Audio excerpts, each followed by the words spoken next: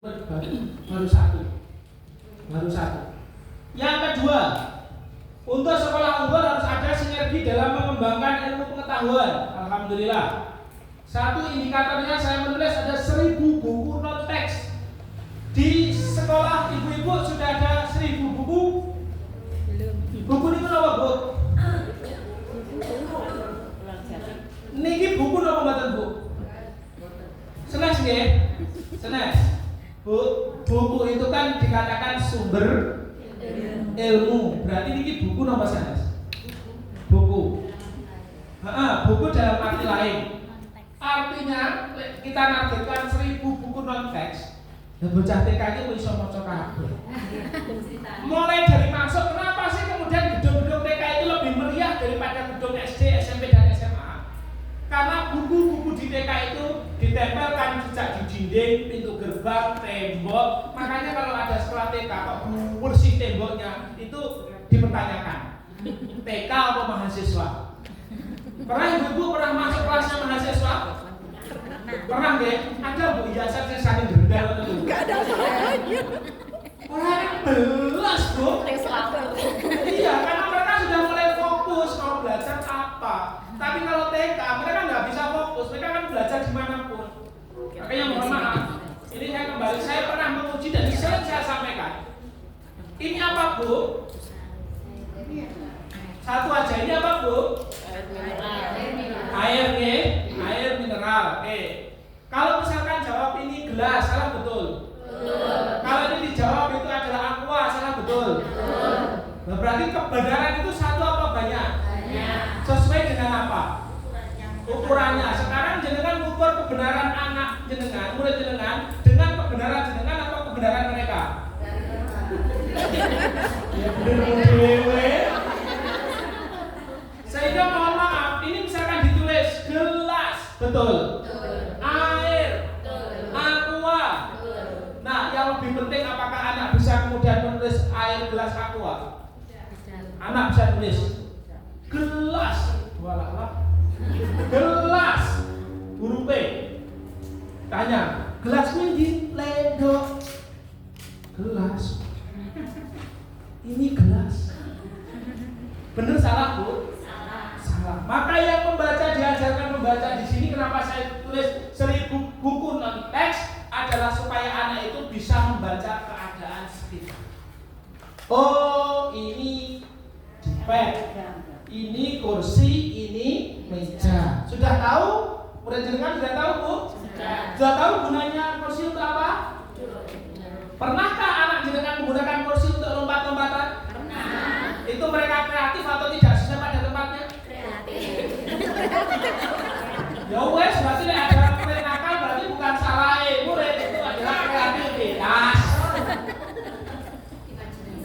Kita sampaikan di sana. Jadi buku non teks itu yang tidak tertulis dan itu menjadi sumber belajar. Sumber belajar apapun itu. Maka sekolah yang baik itu adalah sekolah BA loh, adalah sekolah yang banyak mainannya. Pun sekolah yang dengan pun banyak apa dereng mainannya. Alhamdulillah, nggih. Sing umum Bu. Nek kelas iki papan tulis gak enak kabeh dolanan tok. Dolanan iki jowo. Itu untuk mengembangkan anak bagus. Kalau paham. Kalau tidak paham, pakailah cara konvensional. Kelas belajar, nanti ada istirahat dan seterusnya. Itu cara konvensional. Tapi kalau kemudian nanti ada SD, SMP, SMA, MIM, SMA yang paham itu Bu, itu akan bagus. Contoh misalkan mohon maaf, uji coba sekitar 10 tahun yang lalu di beberapa lembaga pendidikan Muhammadiyah, tahfidz itu belum menjadi sebuah kebiasaan. Tapi gara-gara ada sekolah tahfidz, akhirnya jenjang yang lain sama menyesuaikan. Sekarang buahnya sampai di perguruan tinggi ada namanya beasiswa tahfidz. Kenapa? Karena ada kultur. Ada kultur sekolah. Misalkan contoh di SMP yang kemudian hampir mati itu, Bu, jenengan sekolahnya hampir mati, sandinya SMP negeri besar. Kemudian gimana caranya jenengan? Bingung Mas. Gini aja Bu, murid didik penting bayar roket ke Bu. Ya, terima sekolah inklusi. Jadi anak-anak berkebutuhan khusus. Anak berkebutuhan khusus ternyata besar biayanya. SPP-nya 750.000. Dia kirim anaknya sekolah, dia juga kirim guru. Jadi ada pendamping, babysitternya ada. Mas dah SMP itu. Nah, sekolah juga enak loh, SPP ini 700 ditompo. Dan itu sekolah umum. Terjadi juga ternyata. Kemudian ini masih proses pengurusan izin. Nah, ini yang pertama, jadikan sekolah itu sumber ilmu. Ngoten Bu nggih? 2, 50 buku tentang guru. Bon, ada fotonya guru-guru di sekolah kita? Oh, ada, alhamdulillah. 100 buku kisah inspirasi. Ibu-ibu cerita-cerita ke anak, sering cerita atau sering dongeng? Cerita apa bedanya cerita sama dongeng? Cerita itu fakta. Kalau cerita itu berdasarkan Fiksi. fakta yang terjadi, kalau kemudian dongeng Non fiksi. fiksi. Yang paling terkenal dalam kehidupan saya adalah cerita kancil nyolong timun. Gitu nggih, seusia saya ini kancil nyolong timun itu dosa jariah. Sing pinter sinten Bu? Kancil, ya kan? Berarti nek pinter dadi kaya kancil. Itulah kenapa seusia kami ini yang jadi pejabat banyak yang korupsi. Karena anak mereka terdoktrin sejak kecil jadi kancil nyolong timun. Dan kancil meskipun mau ditangkap Pak polisi dia pinter karena ada kancil ngapusi boyo. Kan cerita itu bisa menjadikan sebuah cerita. Kenapa? Makanya Bu mohon maaf kalau BAB Aisyah itu nanti ceritanya tentang Imam Syafi'i, Abu Bakar, Ali, Utsman. Nanti kalau usia dewasa ya jadi seperti profil-profil itu. Kadang-kadang yang dilihat bukan pelajaran IPA matematika, tapi pembentukan karakter dari kisah itu. Buat tobat ya cerita kancil. Cukup kami aja, cukup kita Bu yang dapat cerita itu. Ya, itu pengarangnya sinten nggih mboten jelas toh? Mboten jelas. Kancil dan serulingnya Nabi Sulaiman. Kayak kapan Nabi Sulaiman ketemu kancil? Kok yo ini kok kabar-kabar men lho Bu. Itu kalau saya tadi di mahasiswa itu saya tanya yang sering sholawatan itu antara Jawa Timur Rombe Dawet. Kapankah produksi dawet pertama kali? Apakah pada masa Jawa Timur ada dawet itu? Itu kan menyimpangkan sejarah dan seterusnya. Tapi kalau di TK, mohon maaf, itu akan sangat terkenang sekali cerita-cerita ini. Punya buku kisah Bu nggih? Nggih, kalau belum ada nanti ngeprint Bu. Ngeprint. Oke, minta saya ada. Saya ada dan ini masih saya copy paste Bu, saya izin dari Abana Online. Alhamdulillah saya konfirmasi beliau, kemudian saya izin ini mau saya pakai di lembaga pendidikan kami, apakah boleh? Jawabannya boleh, silahkan, boleh dicetak, boleh digandakan. Ini ada ceritanya buahnya, pasti tidak boleh cepat baca.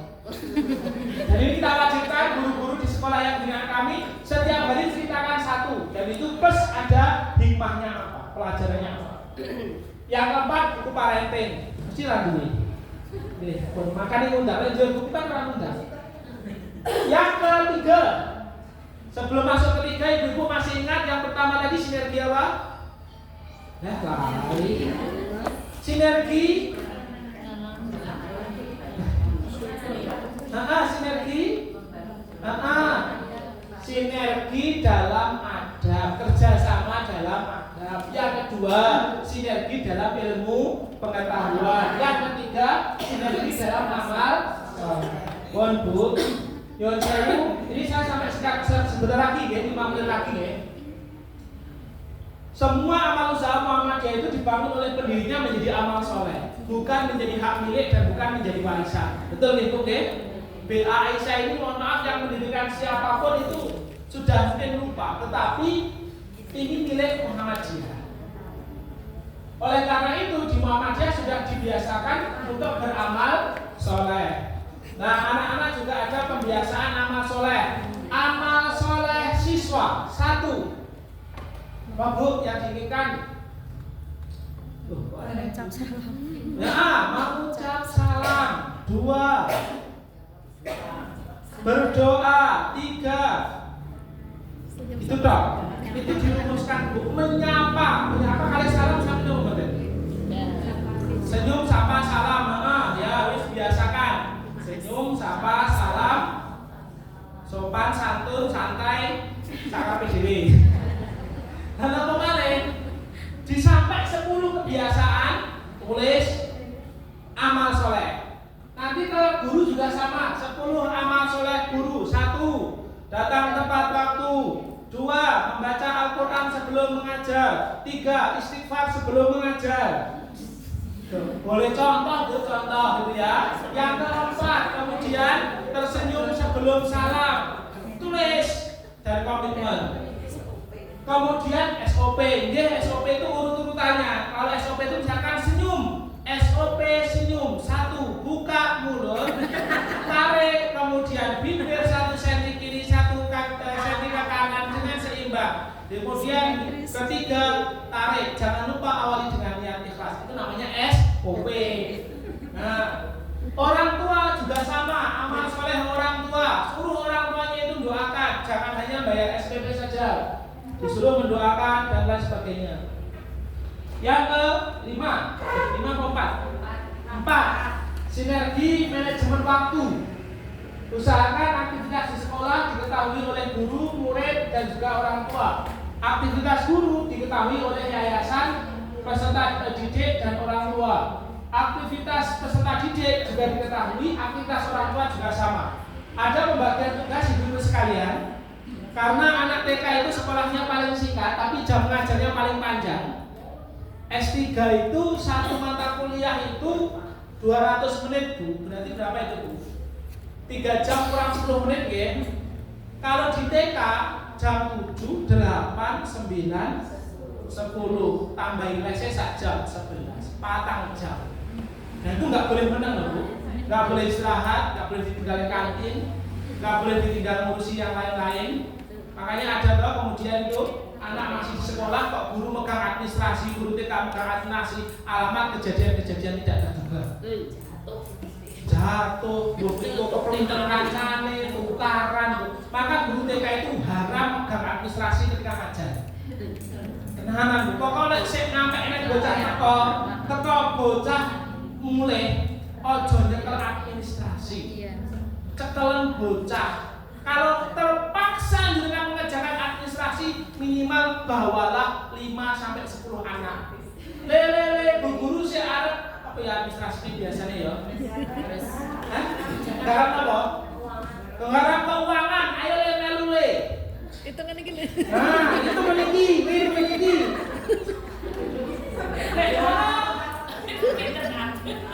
Loh, itu pendidikan di Amerika begitu, makanya mohon maaf. Dulu pernah ada teman yang udah cerita di Facebook, itu teman sendiri mas, teman Facebook bermimpi dapat istri guru TK karena sekolahnya paling singkat, ya kan? Masuk jam 8 pulang jam 10. Setelah dinikahi fakta membuktikan. Bar subuh wis gegeran. Ya kan? Kemudian pulangnya katanya anak-anak pulang jam 10 baik jam 12 sampai dur. Yorong mulai. Kadang pekerjaan masih dibawa pulang. Enggak bisa bojone kan garapne. Tulis teh. Bisa kalau ke Facebook niku, Pak. Kenapa? Karena tidak ada sinergi manajemen waktunya, enggak ada pembagian waktu. Maka mohon maaf, ini pengalaman terjadi itu kalau anak sudah bersih, guru-guru itu kan plong gitu Bung De, aman, saatnya ngerjakan administrasi. Ngantuk. Kerjakan. Ngantuk loh, Pak. Ngantuk. Tapi nek pas ngobrol kalian teman guru baru ngantuk.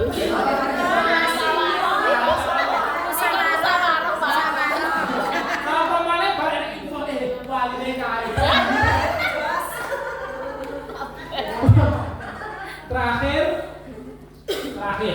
Terakhir yang penutup masih ada kesimpulan. Yang kelima adalah sinergi pemanfaatan teknologi. Alhamdulillah ibu-ibu sekarang sudah ada teknologi, maka guru-guru sekarang itu tambah pinter. Kalimat yang disampaikan kepada kami ibu-ibu ada, kalau guru-guru sekarang itu mau dituntut dengan hebat itu pasti bisa, karena ada teknologi. Pertanyaannya cuma satu, tok bayar piro? Kenapa generasi Z itu kemudian hebat, cerdas semua? Karena semua sudah ada di teknologi. Kalau kemudian guru mau hebat tinggal mau bayar berapa, dan itu diucapkan langsung oleh guru langsung kepada kamu. Makanya mohon maaf di beberapa sekolah itu mulai agak gonjang-ganjing, kemana dia telepon saya, Mas, gimana caranya mengendalikan guru? Masa guru ngono iki njaluk libure 2 dino. Jadi masuknya sudah 5 day, 5 hari kerja, njaluk liburnya 2 dino. Terus gajinya dihitung bulanan, gak gelem harian. Nah gimana? Saya jawab, Bu, mohon maaf jika jenengan sebagai kepala sekolah monggo diluruskan niatnya. Kemudian kedua, sering-sering diajak sharing dan ngobrol dengan sesama guru. Oleh karena itu teknologinya digunakan. Ibu-ibu, lagu-lagu TK ada tuh di internet. Oke, jenengan bisa sering melihat.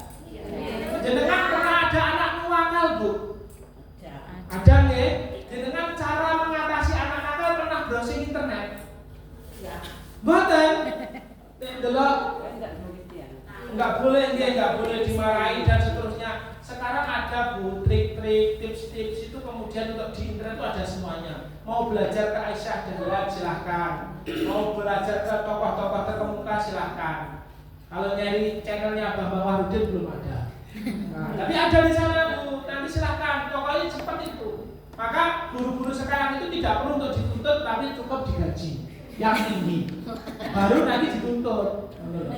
Sama, mohon maaf, kami di Lazismu pengalaman Bu, kamu dengan teman Lazismu di UMY saya ceritakan. Kalian pertama kali masuk yang ditanya, kamu pengen gaji berapa? Jawabannya berapapun dijaga. Saya pengen gaji 5 juta, oke, 5 juta dari amil. Maka bagian amil itu adalah berapa? Amil itu 1/8 dari infak. Maka kalau 1/8-nya 5 juta, maka kamu sebagai amil harus mendapatkan berapa? Begitu kerja itu bagi target. Nah, guru-guru TK pernah minta gaji berapa? Maka kamu benar. Ya wes, berarti ini saya berhasil main gaji, saya berhasil nyambut. Karena itu sudah timbangannya begitu. Nah, terakhir sinergi lembaga unggul. Ini yang ingin kami sampaikan juga. Bismillah, Bu. Pengajian atau kajian itu adalah ruhnya Muhammadiyah. Maka jika ada Muhammadiyah, Aisyah atau utumnya, tidak ada pengajian, itu namanya adalah ya mayat atau kemudian organisasi yang tidak hidup. Maka untuk menghidupkan sekolahan, satu, adakan kajian yayasan. Ranting Aisyah, guru-guru BA ikut pengajian Aisyah, ibu nih. Yang mbak-mbak ikut nasihatul Aisyah. Yang kedua, kajian guru sering ngaji atau sering rasani. Kajian siswa. Hari Jumat itu siswa diajak kajian. Kajian ini enggak ceramah, Bu, ceramah enggak payu. Diajak praktek wudu, sholat, kadang-kadang ke tempat-tempat yang mengingatkan kepada Allah Subhanahu wa taala, masjid, kuburan, sholat. Diajak ke kuburan itu supaya apa? Supaya kemudian mereka paham kuburan itu ini loh, adabnya begini. Supaya apa? Karena mohon maaf, banyak masjid-masjid di sekitar kita itu yang berdekatan dengan kuburan. Kalau kemudian mindset kuburan itu diajarkan oleh sinetron Indonesia, maka anak-anak itu akan terdoktrin kuburan itu ya begitu. Satu, ya. Kajian orang tua, alhamdulillah saya salut kepada ibu-ibu guru BA karena selalu ada pertemuan wali murid. Tinggal satu, isinya pertemuan wali murid ditingkatkan ada kajian. Terus kemudian yang penting lagi dalam hubungan mengembangkan sekolah adalah harus sinergi dalam doa. Guru-guru pernah kan doakan muridnya? Pernah. Selalu deh, alhamdulillah. Sebut baik nama atau umum. Ya Allah, hari ini Engkau telah memberikan pertemuan aku dengan seorang murid yang begitu nakal ya Allah. Aku tadi emosi ya Allah. Ya Allah, tolong ampuni dosanya ya Allah. Pernah, Bu? Doa sebut nama murid. Yang kedua, pernahkah guru-guru mendoakan ibu-ibu ranting? Pernah. Oh tidak. Ya, pernahkah ibu-ibu ranting mendoakan bu guru dan juga anak-anak? Pernah. Pernahkah mendoakan gedung? Ya. Semoga gedungnya baik-baik saja. Hujan lebat, terus ya Allah inilah gedung sekolahanku. Oke. Pokoknya mohon doanya itu disamakan, disinergikan supaya Allah tidak bingung. Kenapa? Karena seringkali Allah itu bingung dengan doanya stakeholder TK. Rantingnya dongane A, gurune dongane B, wali dongane C. Gusti Allah ngabulin sing ndi? Nah makanya di TK itu di lembaga itu harusnya dikomunikasikan, nggih. Nggih, sehingga misalkan kita tidak bisa mencapai target enggak apa-apa dikomunikasikan. Nggih, terima kasih Ibu sekalian. Demikian yang dapat saya sampaikan, sudah terlalu panjang 1 jam 15 menit. Nggih, mungkin ada sesi tanya jawab. Buatan apa-apa. Mengatakan semoga Allah Subhanahu wa taala meridhoi, ada salah dan kurang mohon dimaafkan. Nasrullah wa fathul qarib wa basyiril mukminin. Assalamualaikum warahmatullahi wabarakatuh.